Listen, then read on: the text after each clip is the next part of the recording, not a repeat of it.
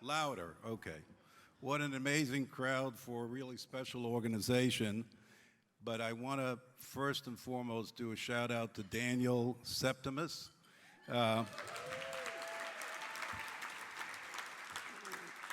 Who is really the transformative CEO of Sefaria, and I will tell you from my own knowledge, his hiring was the best decision that the organization ever made.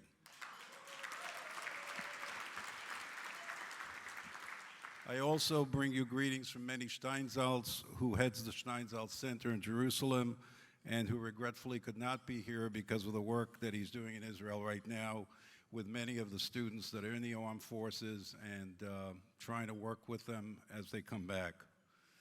I was introduced to Sefaria in 2013 when Mo Koifman, who I know from almost birth, Josh Foer, and Brett Lockspizer came to my office to get my support for this project they call Sefaria.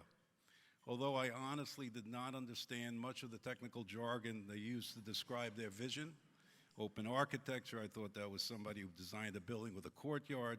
I did clearly understand that their mission was to make Jewish texts totally accessible to as many people as possible without charge.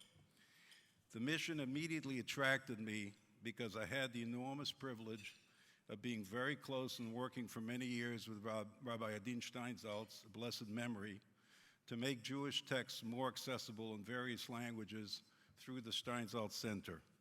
Let my people know was the rabbi's lifelong mission and mantra.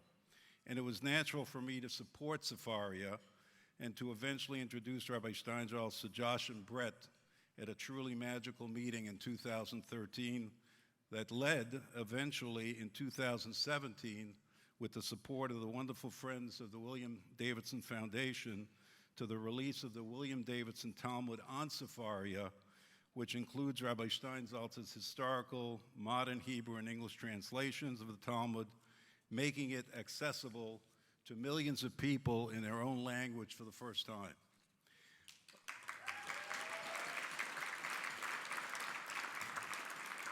And a personal shout out to Ethan Davidson, Darren McKeever, and Carrie Alterman, who are here tonight and have become very good friends as we work together on the Steinsaltz Center, on Sefaria, and on B'Tzalel. Thank you. The celebration of that launch was the last time we were together at the New York Public Library, if you remember, so it's both appropriate and a dream come true to announce for the first time tonight that soon all of Rabbi Steinsaltz's major commentaries on Tanakh, on Mishnah, Mishnah Torah, and Tanya will be available on Sefaria in partnership with the Steinsaltz Center, making them available for free to anyone and everyone truly seeking the rabbi's work, and will fulfill the rabbi's mission to let my people know.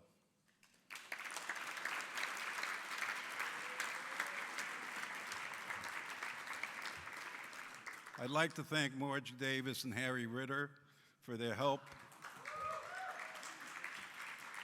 in negotiating the agreement between Sefaria and the Steinsaltz Center. This huge project has been made possible by a major gift to the Steinsaltz Center from Bill and Neri Ackman's Pershing Square Foundation in honor and in memory of two remarkable people, Ludwig Bravmann and Jack Nash.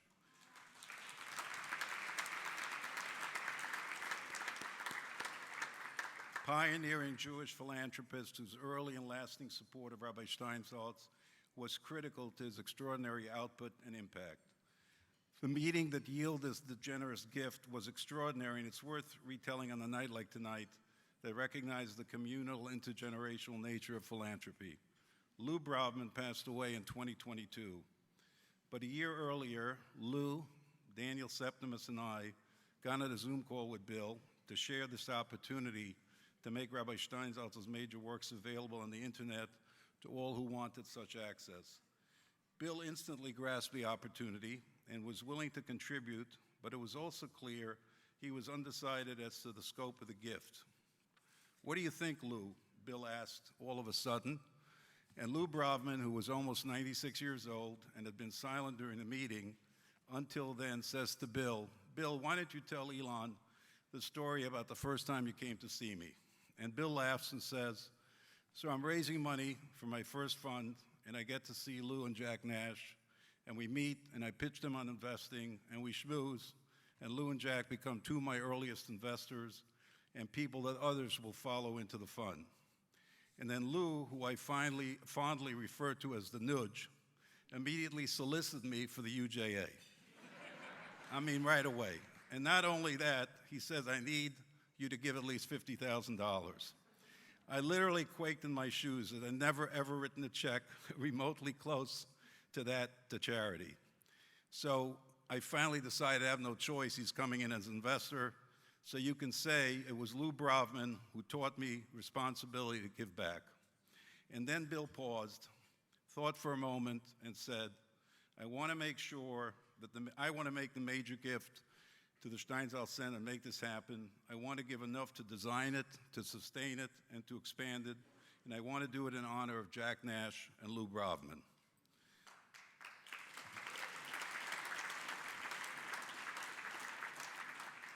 Lou was speechless, not a common occurrence for him, but I could see in his moist eyes the emotion of being honored in this manner along with Jack, his partner and very close friend.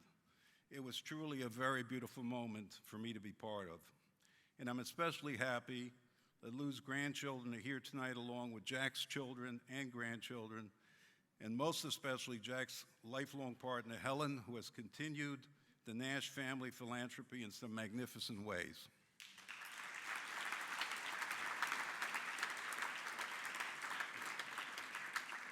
So when philanthropy is done right, it inspires others. Jack Nash and Ludwig Bravmann of blessed memory were an inspiration to others, and because of the sparks they lit ages ago, all of Rabbi Steinsaltz's work will now be accessible for millions and millions of people to be able to enjoy and learn from.